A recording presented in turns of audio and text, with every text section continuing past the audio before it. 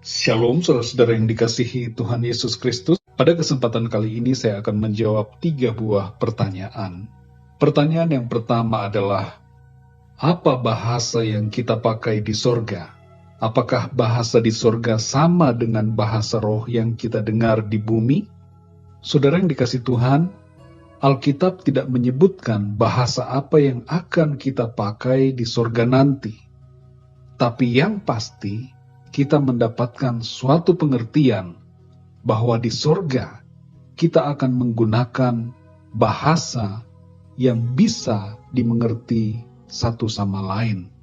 1 Korintus 13 ayat yang pertama menyebutkan tentang bahasa malaikat, dan Matius 22 ayat 30 mengatakan bahwa pada waktu kebangkitan kita akan menjadi seperti malaikat. Jadi ada kemungkinan bahwa kita akan menggunakan suatu bahasa seperti bahasa malaikat. Dalam Kejadian pasal 11 ayat 1 tertulis, adapun seluruh bumi, satu bahasanya dan satu logatnya. Saudara yang dikasihi Tuhan, di awal, Tuhan menciptakan manusia dengan satu bahasa.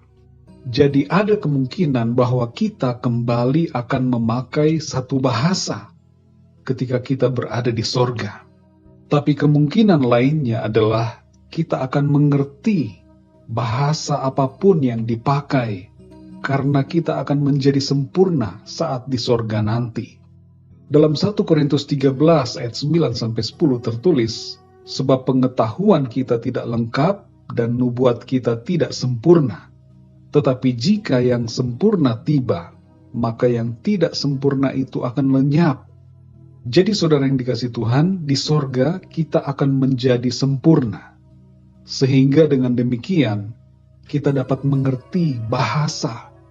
Seperti halnya Tuhan yang mampu mengerti segala bahasa, maka Tuhan dapat memberikan kepada kita kemampuan untuk dapat mengerti bahasa di sorga. Mengenai apakah bahasa di sorga adalah sama dengan bahasa roh yang kita pakai di bumi, jawabannya adalah tidak sama sekali. Bahasa yang dipakai di sorga bukanlah bahasa roh. Karena dalam 1 Korintus 13 ayat yang ke-8 dikatakan bahwa bahasa roh akan berhenti. Pertanyaan yang kedua, apakah saat di sorga kita tidak ingat apa-apa mengenai perbuatan dan kehidupan kita selama di bumi? Jawaban untuk pertanyaan ini adalah kita mengingat. Saat di sorga, kita dapat mengingat setiap perbuatan dan kehidupan kita di bumi. Dalam Wahyu 14 ayat yang ke-13 tertulis, dan aku mendengar suara dari sorga berkata, tuliskan, berbahagialah orang-orang mati yang mati dalam Tuhan sejak sekarang ini. Sungguh kata roh, supaya mereka boleh beristirahat dari jerih lelah mereka, karena segala perbuatan mereka menyertai mereka. Perhatikanlah di sini ada kata segala perbuatan mereka menyertai mereka. Jadi perbuatan-perbuatan kita pasti akan kita ingat. Kemudian dalam 2 Korintus 5 ayat yang ke-10 tertulis, sebab kita semua harus menghadap tahta pengadilan Kristus, supaya setiap orang memperoleh apa yang patut diterimanya, sesuai dengan yang dilakukannya dalam hidupnya ini, baik ataupun jahat. Ketika kita berada di depan tahta pengadilan Kristus, setiap perbuatan kita akan kita ingat dengan jelas, saudara. Tuhan akan memampukan kita untuk mengingatnya. Perhatikan juga kisah tentang orang kaya dan Lazarus yang disampaikan oleh Tuhan Yesus dalam Lukas 16 ayat 19-31. Orang kaya yang mati itu, ketika sedang berada di alam maut, bisa mengingat saudara-saudaranya di bumi. Jadi saudara yang dikasihi Tuhan, saat di surga, kita mengingat apa yang pernah terjadi di bumi saat kita hidup. Pertanyaan yang ketiga, tubuh bagaimanakah yang kita miliki saat masuk ke dalam surga?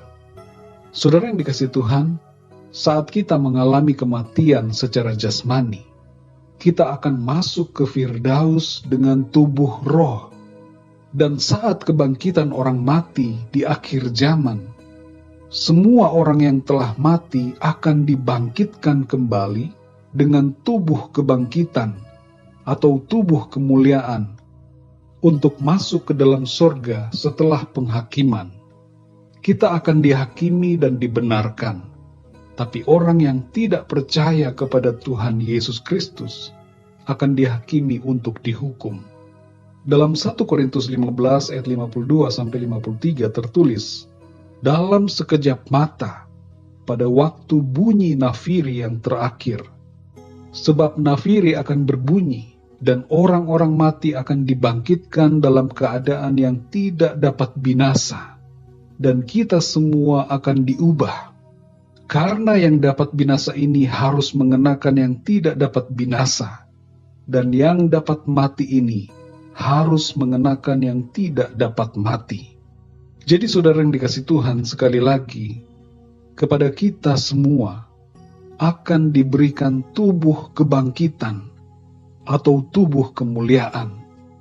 Kalau kita masih hidup ketika Tuhan Yesus datang, maka dalam sekejap tubuh jasmani kita akan diubahkan menjadi tubuh kemuliaan. Demikian saudara yang dikasih Tuhan, jawaban atas 3 pertanyaan ini. Kiranya jawaban ini dapat memberikan pengertian kepada saudara semua. Dan marilah kita berdoa supaya Roh Kudus selalu membukakan dan memberikan hikmat dan pengertian kepada kita semua. Tuhan Yesus memberkati saudara semua. Sampai jumpa dalam Alkitab menjawab berikutnya. Haleluya.